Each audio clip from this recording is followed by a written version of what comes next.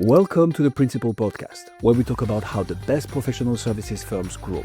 Whether you're looking to scale your firm or learn from the stories of founders and leaders who've done it, you're in the right place. Join us as we interview the best leaders in professional services. Let's get on with the show.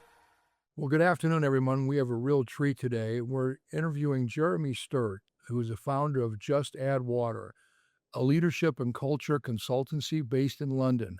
But the biggest thing is Jeremy's background is so diverse, and I'm going to let him share it because it really covers a wide range of different industries he's been in and how he then came about to start his company.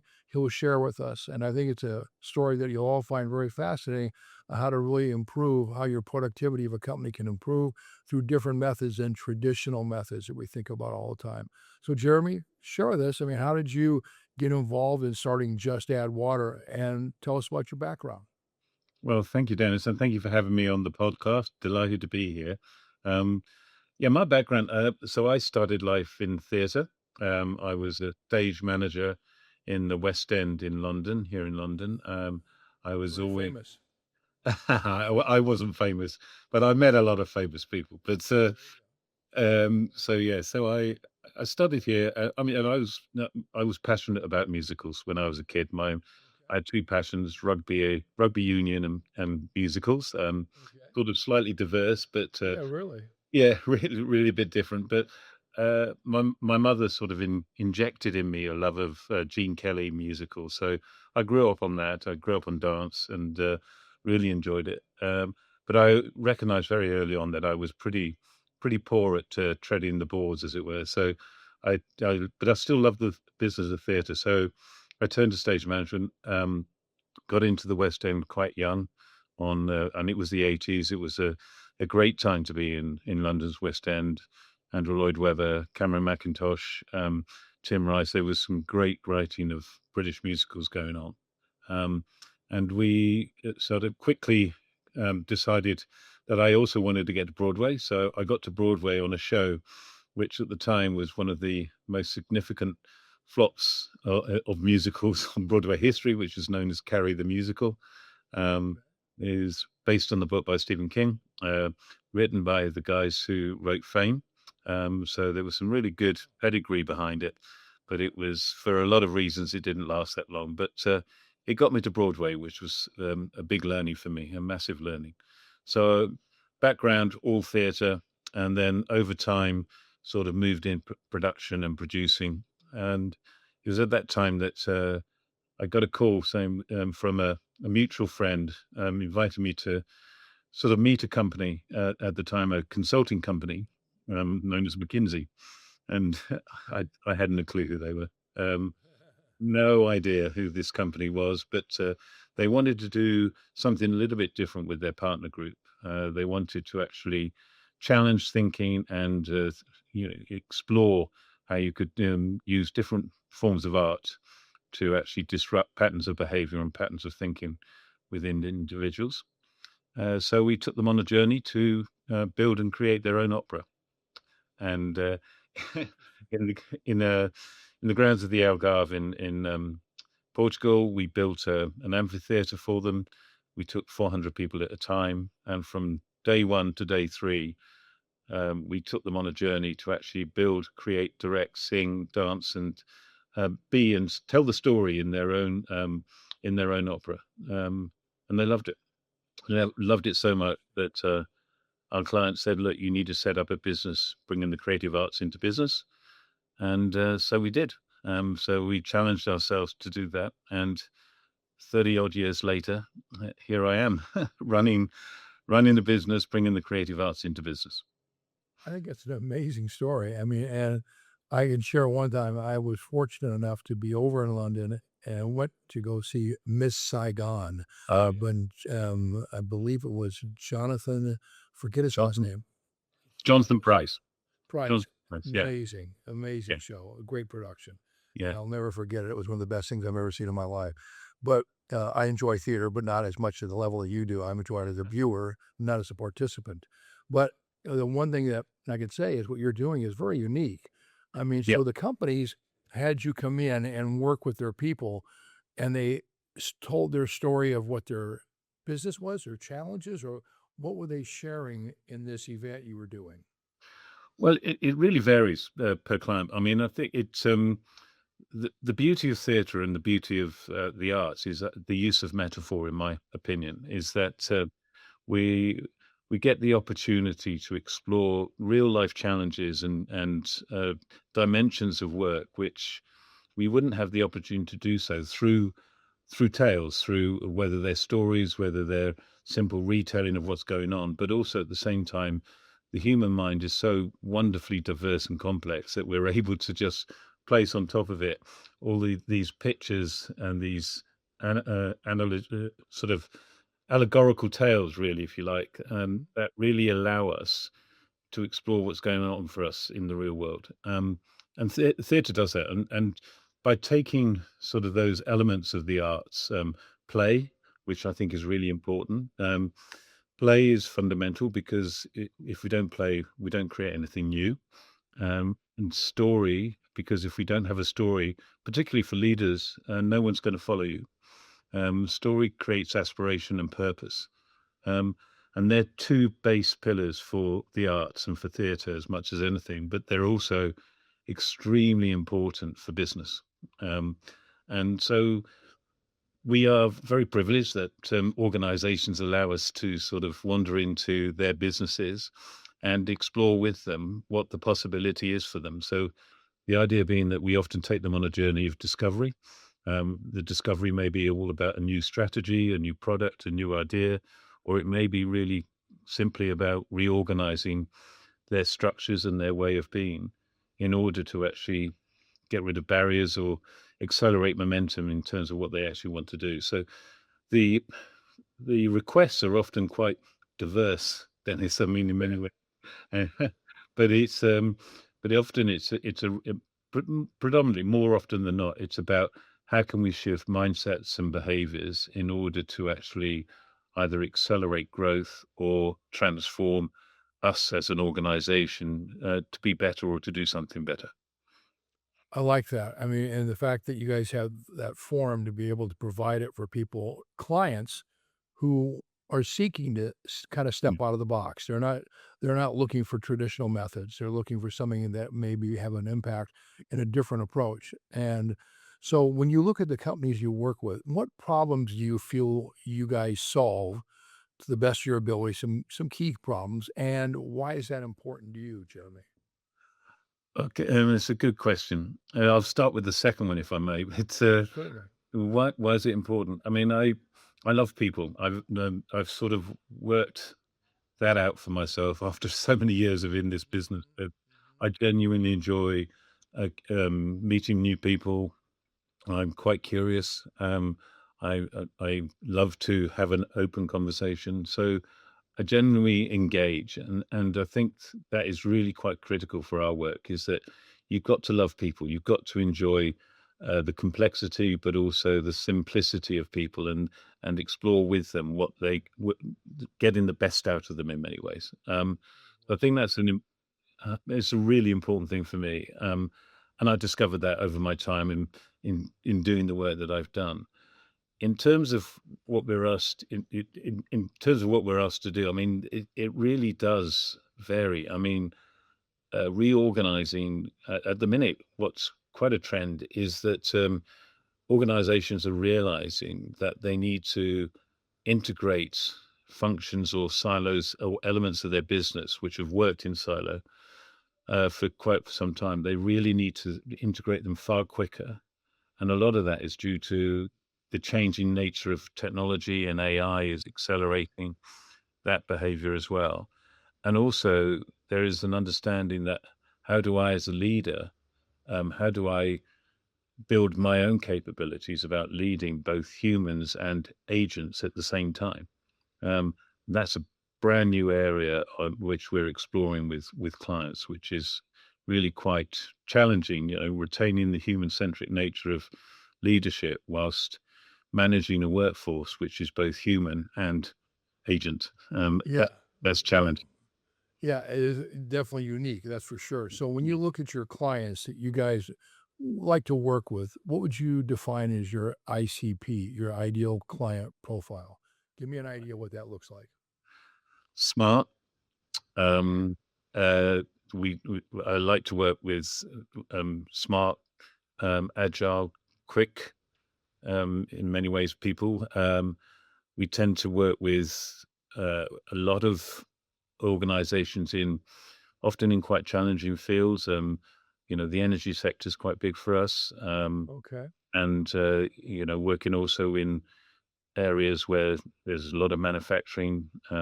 Boots on the ground is a great place to work because people really want to do a great job, um, but also at the same time in fast-moving industries as well. So places where the world around them is shaping their world quite quickly, Okay. and so they're great places to work. They're where the world is shifting along, and people are really exploring at the edge of what their sector is trying to do. Other areas, I love retail, particularly fashion. Um, that's quite an interesting area, which is a real blurring of both the arts and the fashion industry. Right. It can really be quite exciting in that field as well. So that's Well, and generally what I'm looking. yeah, it leans towards what your uniqueness and your niche is, that you're particularly in, combining your background with theater and stage with fashion is a very complementary blend. Well, being honest, Dennis, it really varies. So we work with a member organization which is about 400 people strong. We work in the energy sector with um, clients who are 50,000, 60,000, and it really does vary. Okay. What what we tend to do is I always invite my teams to think about themselves as a producer, as a theatrical producer, which is to say, you have this wonderful resource out there, which is actors, creatives, directors, producers, technical people, and just ensure that you've got a really good network and a really good book of relationships, because at any one time you need to scale from two people up to a cast of 50 in order to cover off an organization of 50,000. Right. Well, what they need. Right. Yeah, exactly. And then we tend to actually mirror that in our work, which is to actually, putting together a program, a leadership program. Maybe you may require 30, 40 people, or it may be a program which just requires three people to run it. Okay. So we tend to mirror that in our work, but our sweet spot is really working with senior leaders to actually seek or create purpose and vision within their organization, and then They have to have the cultivate. ability to impact the change. Yeah, exactly. Otherwise, it's theoretical, and theoretical stuff is fun, but it's not going to get the results you want. No. So, yeah. So, how do people hear about Just Add Water? Let's talk about your marketing campaign. Do you base primarily on referrals of clients that you've previously worked with?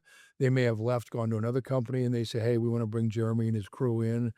Or is it, do you have social media that you utilize to try and get attention to your company and it brings in potential prospects? LinkedIn, business networking, conferences that may be applicable for your industry and or what we're doing, podcasting. Tell me how you get your name out there most effectively in your opinion, Jeremy. Um, Being honest, I don't think we're as effective as we should be. I'll be frank, Dennis, but I would say 95% of our work is of our Referral. new work is referral. Um, Okay. we work. We have long-standing relationships and client partners in many ways, that have worked with us in a variety of different companies. Maybe I would say that's the predominant way. We also recognise we set up our Singapore office about 11 years ago, and one of my leaders out there was really struggling. He was quite honest with me. He said, "I'm really struggling to get the name Just Add Water across and what it means, because the metaphor doesn't necessarily work in our society as well as it does in a more Western society." So I said, "So how can I help you?" And he said, we need to be more direct." So we created, in many ways, I guess you would call it a sub-brand, Being Human. And Being Human became, in many ways, our networking card, if you like, with the way that we actually invite potential new business to actually engage with us. They became networking events for us. But it also has become our own podcast. So Being Human, our podcast, has been going for about 4 years now. Okay. And it's hosted by two of our team, Jez and Amelia. Have various guests like yourself as you're hosting here. Right. Um, but that has been a good calling card for us in terms of getting our name out there, talking about what it means to be human and the work that we do as Just Add Water.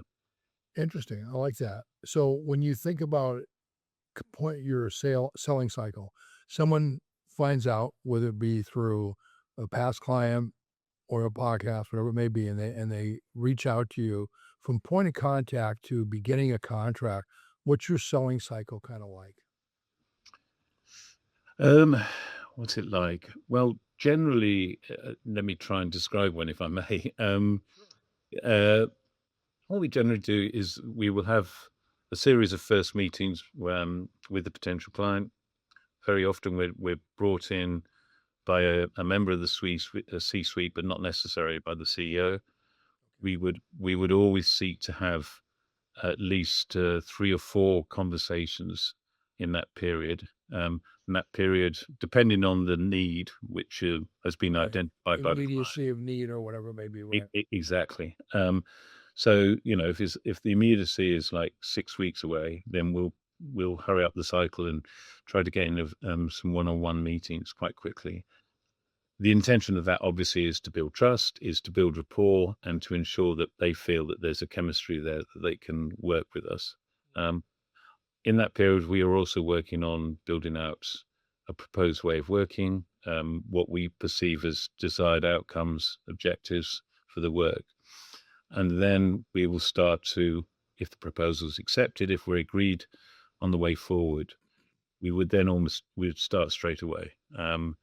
And so that would generally start either with a kickoff, a series of one-on-ones with key people within the organization, and then the work would actually begin. And the work may well be the creation of a journey and a sense of purpose, aspiration, or it may be a series of conferences, or it may be a development program. But that cycle of actually getting the agreement of senior leaders, having a proposal with clear objectives. Uh, it can take 3 weeks, it can take 3 months. Right. It really does So depend on. you establish a statement of work based Yeah, on your needs analysis of your client. right. Then you state, here's what we're going to try and accomplish and roll out for your group, get buy-in that that's what they're looking for. And then you initiate the multiple phases or stages you go through to execute, it sounds like. And you're right, You, that you could be, say you say much more eloquently than I do, Dennis. So yes, you are absolutely right. I've done it before. So, hey, so you go 3 months, 6 months, and do you have contracts, Jeremy, that they sign, or is that basically just laid out in that statement of work? It can be a contract, or it can be a statement of work. It really just depends. Often it's the size of the job or project that dictates that. But or it may be the length of tenure of that project. We've had some. We have a series of clients where it's a rolling 3-month contract, and there's a review period at the end of that.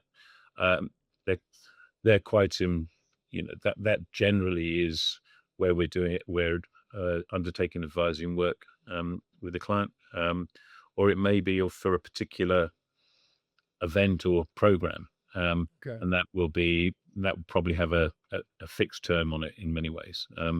So it really does vary on the work that we're undertaking. When you think about the one critical thing in your business and a lot of businesses who are potentially in our audience, the key is customer retention. If I work with someone, I don't want to have to get a new one all the time and a new one and a new one. I want that client to be happy and use us on numerous stages or phases of their company's growth. So how do you measure, which is always a big thing for companies? What's the metrics? And you want to go, oh my God, I mean, come on. There's a point where the metrics are your people gaining confidence? Are your people really becoming better at communication, becoming better leaders? That's hard to measure, Jeremy. And so when you work with your clients, how do you keep them? What's the thing you provide that has them say they executed what they said they would do? So it's a very, I think over time we've slightly honed that in various different ways. I think when we first began, it was all very, it was quite laissez-faire. I would Right. say it's all everything was a bit smoke and mirrors, and bringing the creative arts into business is a brand new sector. Correct. So we were quite fortunate then, and we were slightly blasé about it. I think more and more we've been to the state and to the point where we are now, which is we have a and we agree this with the client through the process, but we will build out a questionnaire, um, Okay. and in many ways rather like a Survey Monkey or whatever, or a Trust Pilot, where you want to actually get the engagement of the people who are undertaking or going through the work with us, and almost getting them to think about not only their learning and what they've taken on board and the shifts that they can see and maybe are being perceived by those around them as well, where we can actually get them to answer a series of questions or maybe statements to actually think about the shift that they've made from where they began to where they are now. Um, Right. and then we invite that to be scored. And it's undertaken often by the client. Um, It's and more that gives, qualitative than it is quantitative, to be yeah, honest. I yeah, mean, that's what it sounds like. yeah, And that so, is. and so Sorry. their input is critical. Did they feel like from when they started to where they are, there was growth that had occurred, and that's your metric basically. That's effectively it, and it's not too long. I mean, we generally, if a client really wants to go into detail, we often say, please don't go over 20 questions. It's far too many for Yeah. yeah. Generally it's normally about half a dozen to 10 questions, and you're inviting people to think about it both, you know, out of a 1 to 5 scale, but also some open statements as well, saying, what is the shift you actually, and also with AI, you can now put those statements into an In an agenda, easier and, format, and right? then exactly, and get that scored. So there are ways of doing it, and I think clients are looking for that, and they're looking, as they're looking for their return on investment. They're looking for the value, and they're saying, "Tell me how I can justify the spend." Right. And so that certainly we're doing that a lot more now, and which is, it's a good thing. It's a good learning for us. It keeps us on our toes, but at the same time, I think it also validates the work to an audience who haven't even heard of you, possibly, or Correct. so that's It's what we're looking at. it's huge. It's a proof source. It's a validation. And when you have people who have done things in a survey and or a questionnaire, it's written testimony, and the written word carries far more weight than the spoken word. We know Yeah. that. If people read it, they believe it. If they Yes. just hear it, they go, "Oh, how do I know?" But now when they, "Oh my God, these are tangible reports," or "This is great." So, I mean, our mind thinks so differently. And that's why the phrase, being from the arts, a picture is worth 1,000 words. And It so can be. those testimonials you get are very important. So let's talk about challenges you see Mhm. ahead for your business.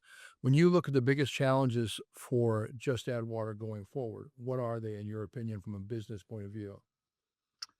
Um, well, the first thing is retaining clients. I think that should always be both a joy, and also it should keep you up at night as a small businessman. But I think that's always the first thing. Enjoying and being around people is really helpful in that regard. So I think retaining clients. I think the nature of the world at the minute is quite precarious, and so that is something to be very mindful of. We as I say, we're in London and Singapore. We work extensively in the States and also at the same time. And there are, the tensions, the geopolitical tensions and other tensions that are going on, so societal, etc. we all need to be very mindful of those, and also be aware of how they impact our clients. Correct. And so that I think that's something we need to be cognizant of all the time. The I would also add genuinely finding people who want to do this work with you, um, because the skill sets that we have, yes, we need the classic sort of consultant skill sets, the great leadership coaches, the great mentors and guides.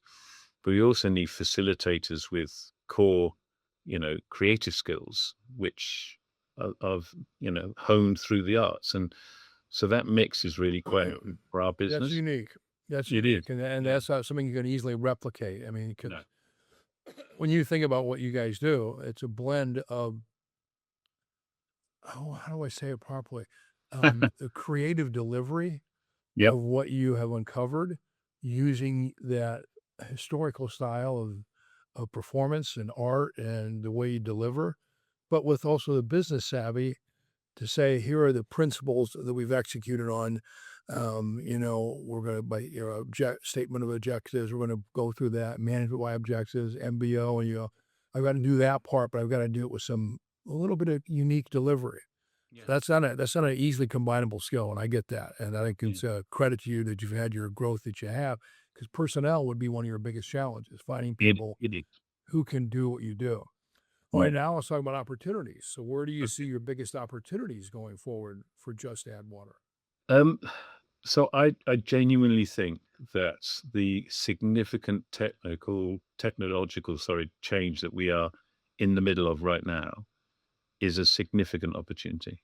Um, I think the more that we we are doing it, the more that we are giving up our basic work to an AI agent, the more that people want to be human and they want to be human centric. So it is quite interesting to see at the minute. There is an awful lot of money, as we all know, being spent both on the technology, but also on the training for the technology.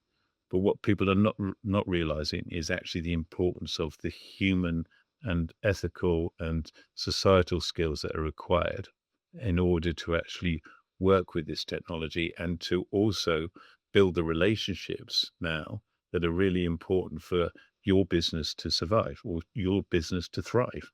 Um, because if you're not careful, you're going to look like the other company down the road. If the one thing that's going to make you stand out is going to be your relationships and the way that you actually utilize this technology in a very human way.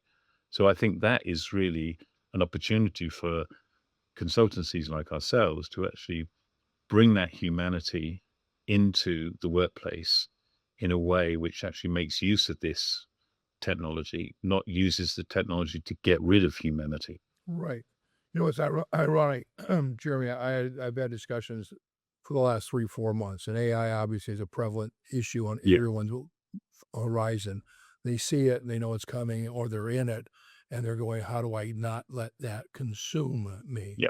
And the reality is, it's a tool, and if you use the tool effectively, but apply the human principles of how to execute the information, then it's invaluable. But if you rely on it to somewhat become reticent, reluctant, and not execute your normal communication skills, then you're going to be going just like everybody else. And then when you're just like everybody else, you're a commodity. And in a commodity transaction, price is the determining factor. So if you don't want to have price become paramount and have technology be how you communicate, you got to learn how to humanize it. And I think what you're doing is wonderful. And that's a critical component that not enough people really get. And it really is. And people in particular in the technology and software world, they really struggle on how to Yeah. communicate because they're brilliant at what they do. I mean, stuff that we can't even fathom. But to articulate it, oh my gosh! I mean, that's like they're talking a foreign language, trying to Yeah. communicate in one language, but they're talking another language that no one even comprehends. Yeah. So I've really enjoyed it, man. Our 30 minutes just flew by, Jeremy. I I really know. I God. enjoyed the conversation. I hope you did as well. So how can people reach Just Add Water? What's the best way to do that? Please share that with the audience. Yep, by all means. So you can reach us. So interestingly enough, we couldn't find a handle which was justaddwater.com. Unfortunately, it had been taken by somebody else. Oh So my we gosh. are www.sojustaddwater.com. The SO Okay. on the first end. So you can find us there. We also find us. Please find our Being Human podcast. It's on Okay. every good outlet, and Jez and Amelia are wonderful hosts, and they have some amazing people on. You should come on, Dennis. Actually, love you to Very come on. Um, good. so the podcast is out there as well. And please also just send me an email on jeremy@sojustaddwater.com. All righty. Love to hear from you. Jeremy, I've enjoyed it. I think the audience has as well. Thank you for your time today. Really appreciate it. And wish Thank you you. guys nothing but the best going forward. Thank you very much, Dennis. Appreciate You're it. welcome. All righty. Thanks for joining us on this episode of the Principal Podcast.